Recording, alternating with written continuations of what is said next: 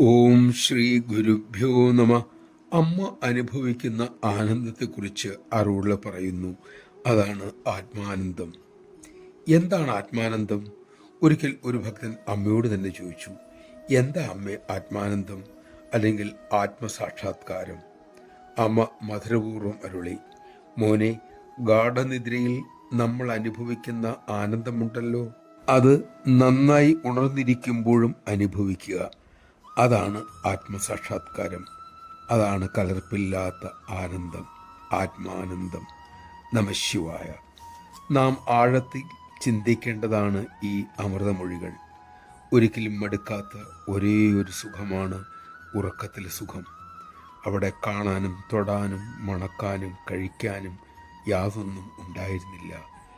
എന്നിട്ടും അനുഭവിച്ചത് ആനന്ദം മാത്രം, കലർപ്പില്ലാത്ത ആനന്ദം. എവിടുന്ന് വന്നു ആ ആനന്ദം? അമ്മ പറയുന്നു, മക്കളെ, അതാണ് മക്കളുടെ യഥാർത്ഥ സ്വരൂപം. അതാണ് അമ്മയുടെ യഥാർത്ഥ സ്വരൂപം. ആ യഥാർത്ഥമായ നമ്മളെ കണ്ടെത്താനുള്ള വഴിയാണ് നാളിതുവരെയായി അമ്മ നമുക്കായി തുറന്നു തന്നിട്ടുള്ളത്. അതുവഴി പോകാനുള്ള കരുത്തും വിവേകവും നമുക്കുണ്ടാകട്ടെ.